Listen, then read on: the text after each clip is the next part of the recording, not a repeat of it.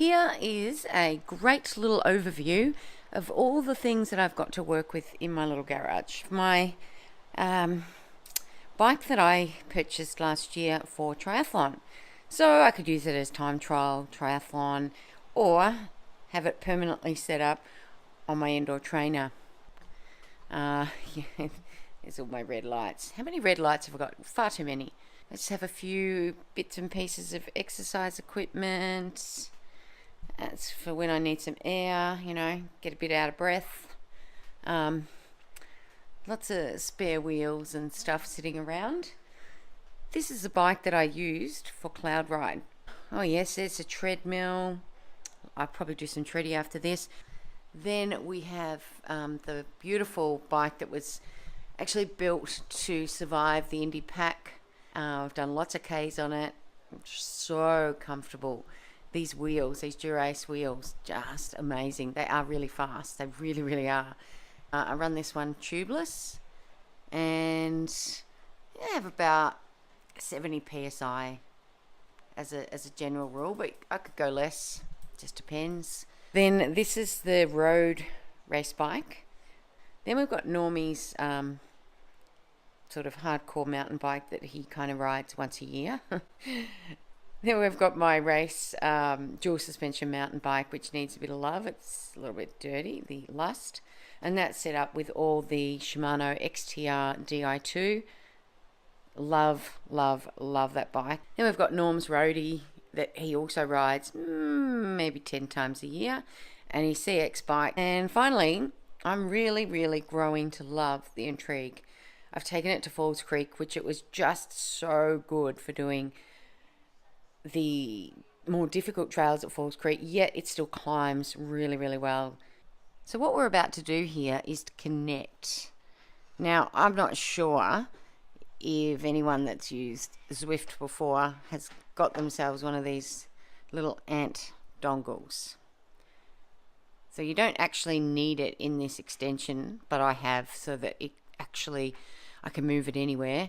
But that little ant dongle just goes in your USB, and it picks up all your sensors on your bike, including if you have power. But for me, that little dongle also picks up my heart rate belt and the speed sensor on this bike. But what it really wants to pick up here is not the speed, because I'm going to be on Zwift, but the cadence sensor. So without that, I'll just be sitting there going, you've got nothing. I'm going to click here. Instead of power source, because I don't have power, I'm going to go speed sensor.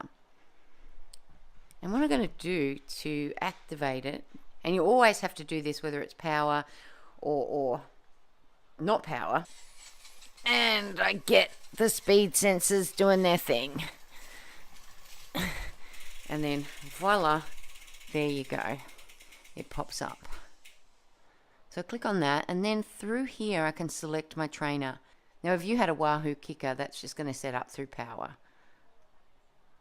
Or at least I assume. I don't have a Wahoo kicker yet. I think I might be getting one. Kurt Kinetic.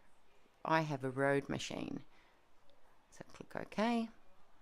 And voila, before you know it, I have the speed sensor, I have cadence, and I have my heart rate all paired. And then I click OK.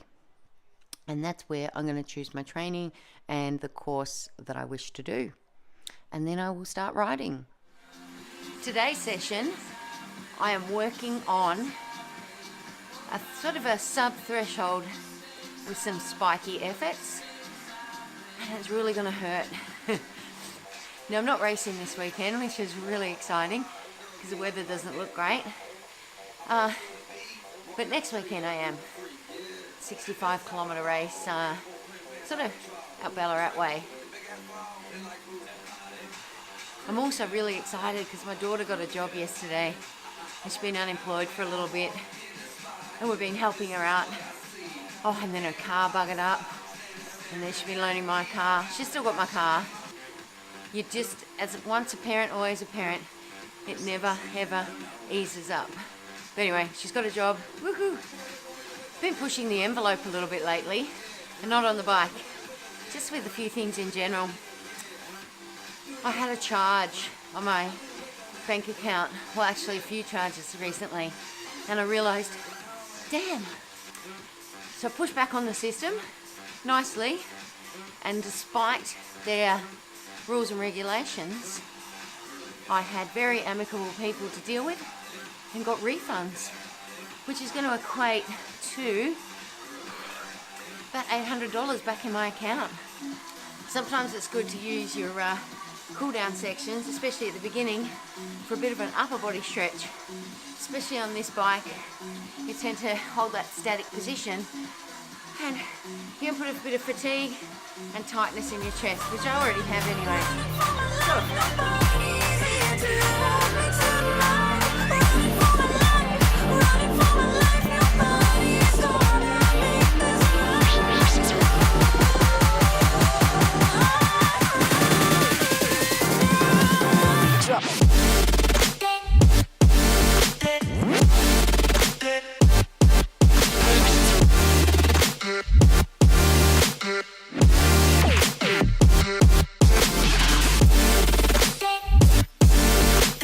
So I'm currently halfway through the session, and again today was another one of those days where I was like,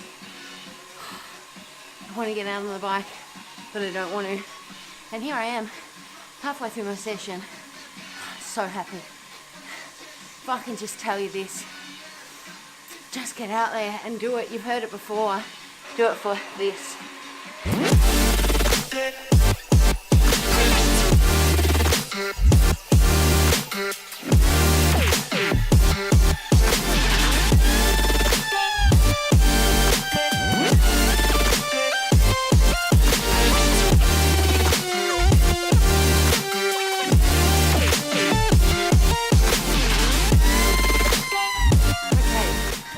With that session under my belt, after procrastinating all day, albeit though I did have a few hours where I had other things to do, and then I cooked lunch for my mum and my daughter. Apart from that, why didn't I do this session? Why do we always do this? What is the fear? I reckon it's a fear, and I've thought about it. I think I personally am fearful that I won't be able to match the expectations of the session I've set them myself. And it scares you.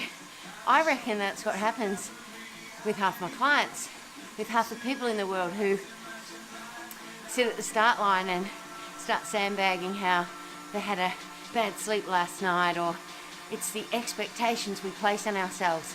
So why not just show up, bring what you've got, bring it, do it, and it is what it is.